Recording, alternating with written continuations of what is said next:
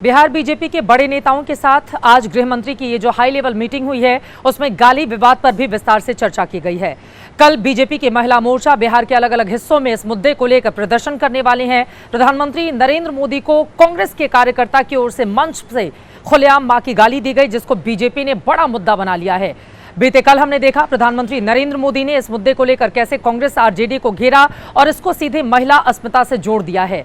आपको ये भी बताते चले कि अब इस मुद्दे को लेकर भारतीय जनता पार्टी अलग अलग हिस्सों में जाकर लगातार विरोधी दलों को घेरने की कोशिश करेगी और महिलाओं के अपमान का मुद्दा बनाएगी। वहीं दूसरी तरफ तेजस्वी यादव ने 8 दिन के बाद इस मुद्दे पर अपनी चुप्पी तोड़ी, लेकिन उल्टा उन्होंने इसके लिए प्रधानमंत्री नरेंद्र मोदी को ही घेर लिया। बजाय इसके कि गाली विवाद पर उनकी ओर से खेद जताया जाता, उनकी ओर से अलग अलग तरह की बातें कही गई। वहीं विरोधी दलों की ओर से अब नई एंट्री लेते हुए कुछ नेताओं ने यह तक दावा कर दिया है कि गाली देने वाला नेता विरोधी दलों का नहीं बल्कि बीजेपी का ही है। इस मुद्दे को लेकर सियासत आगे कैसे बढ़ी है, अब उसको बताती हुई हमारी अगली खबर देखिए।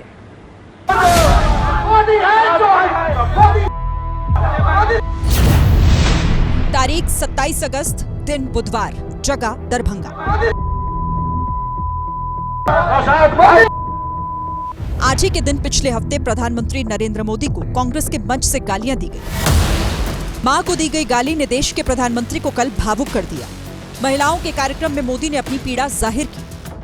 गालियां सिर्फ मेरी मां का अपमान नहीं है, ये देश की मां, बहन, बेटी का अपमान है।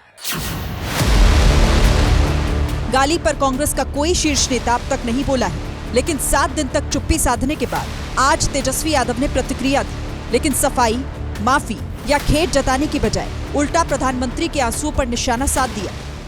मेरे को भाजपा विधायक ने मां बहनों की गालियां सदन में देने का काम किया। नीतीश जी को जब डीएनए का गाली दी है तो वो क्या था?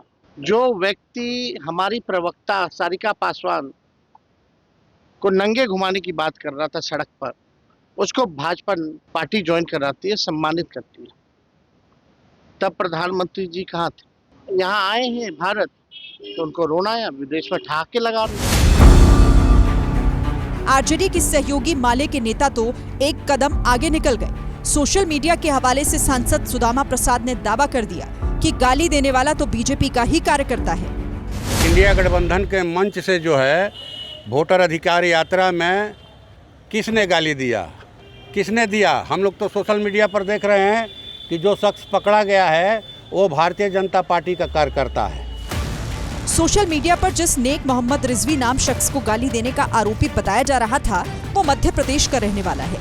इसने अफवाह फैलाने वालों के खिलाफ पुलिस में एफआईआर दर्ज कराई है, जबकि हकीकत ये है कि मोदी को मंच से जिस रिजवी ने गाली दी वो कांग्रेस का समर्थक है, दरभंगा जिले का ही रहने वाला है। पुलिस आरोपी को गिरफ्तार भी कर चुकी है, लेकिन मामला प्रधानमंत्री से जुड़ा है, लिहाजा बिहार की चौहद्दी से बात निकलकर आगे बढ़ चुकी है। देश के अलग अलग शहरों में प्रदर्शन हो रहे हैं, नारेबाजी हो रही है। कांग्रेस के खिलाफ बीजेपी वाले सड़कों पर हैं। इसी कड़ी में अब बीजेपी महिला मोर्चा ने गुरुवार को आधे दिन का बिहार बंद बुलाया है। दिल्ली से लेकर मुंबई तक बीजेपी की महिला नेता कांग्रेस के खिलाफ आक्रामक हैं।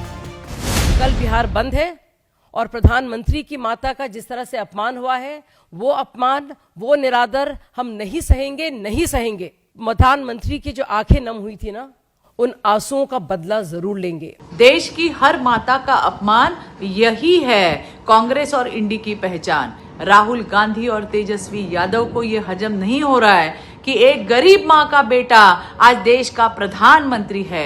यही कारण है कि उनकी राजनीति इतनी ओछी और घृणित हो चुकी है कि वे सब मातृशक्ति पर ही वार कर रहे हैं। चुनावी माहौल के बीच बिहार के इस गालीकांड ने पक्ष और विपक्ष को आमने सामने लाकर खड़ा कर दिया है।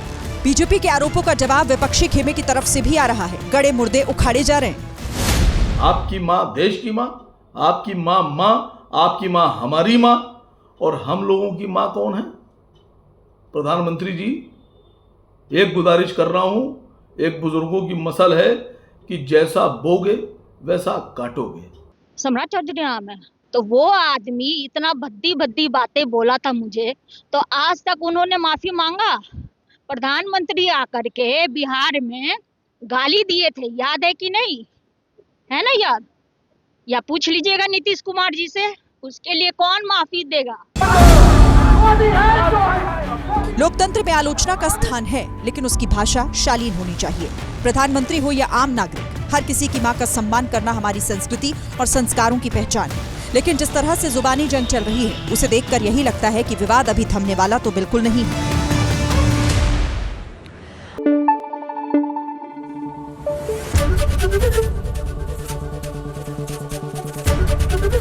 एबीपी न्यूज आपको रखे आगे।